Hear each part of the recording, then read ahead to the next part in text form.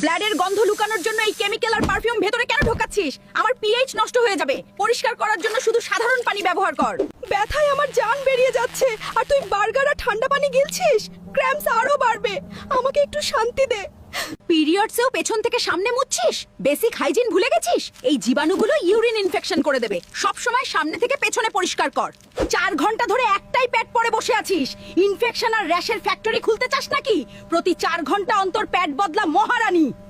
সারাদিনে মাত্র 1 গ্লাস পানি খেয়েছিস, তারপর বলিস পিরিয়ডে ক্লান্তি আর মাথা ব্যথা হচ্ছে। ব্লাড ফ্লো এর জন্য আমার পানি চাই। দারুণ একটা পেজ পেয়েছো। এরকম আরো হেলথ টিপস পেতে জলদি ফলো করো। ব্লাডের গন্ধ লুকানোর জন্য এই কেমিক্যাল আর পারফিউম ভেতরে কেন ঢোকাচ্ছিস? আমার পিএইচ নষ্ট হয়ে যাবে। পরিষ্কার করার জন্য শুধু সাধারণ পানি ব্যবহার কর। ব্যথায় আমার জান বেরিয়ে যাচ্ছে আর তুই বার্গার আর ঠান্ডা পানি গিলছিস। ক্র্যাম্পস আরো বাড়বে। আমাকে একটু শান্তি দে। পিরিয়ডসেও পেছন থেকে সামনে মুছছিস? বেসিক হাইজিন ভুলে গেছিস? এই জীবাণুগুলো ইউরিন ইনফেকশন করে দেবে। সব সময় সামনে থেকে পেছনে পরিষ্কার কর। 4 ঘন্টা ধরে একটাই প্যাড পরে বসে আছিস। ইনফেকশন আর র্যাশের ফ্যাক্টরি খুলতে চাস নাকি?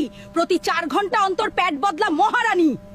সারাদিনে মাত্র 1 গ্লাস পানি খেয়েছিস, তারপর বলিস পিরিয়ডে ক্লান্তি আর মাথা ব্যথা হচ্ছে। ব্লাড ফ্লো এর জন্য আমার পানি চাই। দারুণ একটা পেজ পেয়েছো। এরকম আরো হেলথ টিপস পেতে জলদি ফলো করো।